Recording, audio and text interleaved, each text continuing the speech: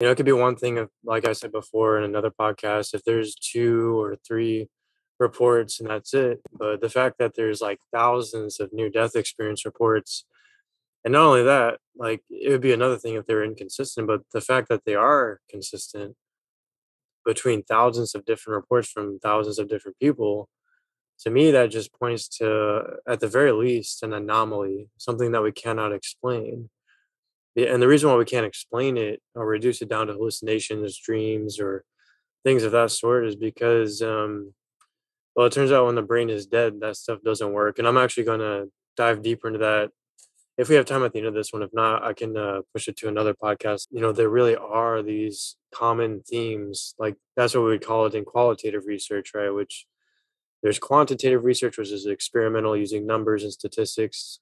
Qualitative research focuses on interviewing participants, and then looking at the statements from those participants, and then finding common themes that match most of the participants, or if not all. Yeah. It's actually a legit type of research that's peer reviewed and published in scientific journals and is taken seriously. And I'm sure there are qualitative studies because I know there's been near death experience studies published like in scientific journals and stuff across thousands of near death experiences. People have very similar initial feelings. Like people say they feel relaxed, they feel peaceful right after they die.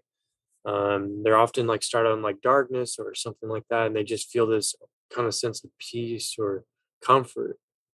Not something you would expect after death. A lot of them also mention hearing specific noises. Sometimes they mention hearing music or like a buzzing noise kind of thing, or ringing sounds, like which they kind of say is like buzzing.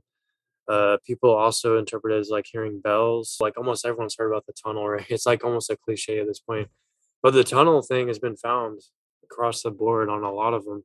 So it's usually like a tunnel of light. And some people describe it as a tunnel of light, but it's interesting. People will describe the same thing in different ways. So some people will say it's a tunnel of darkness, but the light is at the end of it.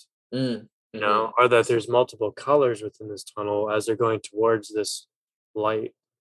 Mm. And then, Yeah, you hear it all the time in the movies, right? yeah, It's yeah, like, exactly. look for the light. The outer body experience where the soul leaves the body. And that one in particular, there's a lot of similarities where people report seeing very specific details, like in a surgical operation or medical operation, where they would not have known those details if they had not left their body, where it just doesn't make sense for them to have that knowledge. Or even specific things that happened when they were dead. You can't account for that. The only reason they could have known is if they actually went outside their body, kind of thing. Approaching this, what they call a city, they always describe like this wall around the city, and it's usually like a large stone structure with like gemstones in it and stuff. They say the colors are beyond our understanding. Like they can't even find words to describe them. They Mm. say that the light and the colors that no human being on earth could withstand. They say there's usually a landscape with like grass, trees, and stuff like that. Various different buildings. People describe seeing a library, all kinds of different stuff. And then, of course, you probably heard this, Jose. Like people say they see their loved ones who had passed away. One person even described seeing someone that they didn't even know passed away until after they died. So that's kind of strange. You couldn't make the argument then that, oh, well, they knew they passed away, so that's why they hallucinated it, right? But they didn't even know that the person had passed away. They also, of course, say seeing a powerful being, which we believe is God.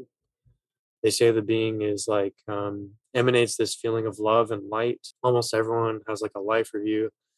Then they say returning to the physical world is like a roller coaster, and that's often very painful. If they were to be different, like we said in a previous podcast, like you said DMT is, a certain drug that's Right. taken to hallucinate sort of stuff, but the fact that it has very similar aspects or similar experiences means that maybe they are tapping into something that is generally the same for everyone, right? It's a similar experiences, which means that the place that they're traveling or whatever they're experimenting could be a reality. There's several patients in this one doctor's book he talked about, and he was even skeptical before he studied all this himself, where these patients describe cardiac like operations in very specific detail. Sometimes they described it in such accuracy that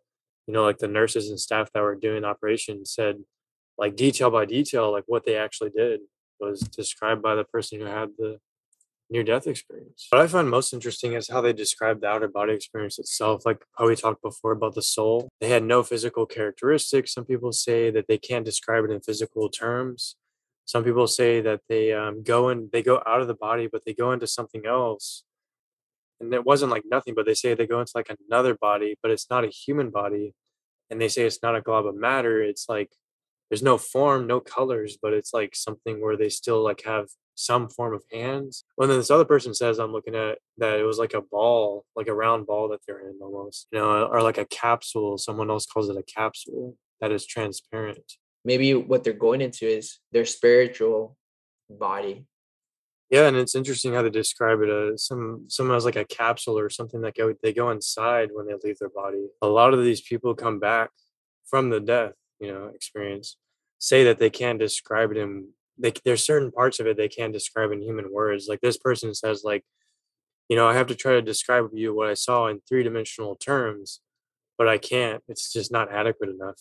Or other people say like the colors, I can try to explain it to you in human and earthly terms, but it's just not good enough. It doesn't even come close to describe, Yeah. you know? Yeah, and it makes sense if your spirit transcends into another dimension. We can't comprehend what's in the fourth, fifth Yeah, like we dimension, talked which about is what God. we were talking about, Yeah. right? The shapes, the colors, the textures, the movement of things, is completely different because we're talking about things that are moving outside of time. So there's not, for example, I'm sure, you that omnipresence aspect where I could just teleport to another place just automatically is Right. a reality in the fourth dimension because you're not subject to time and space. Like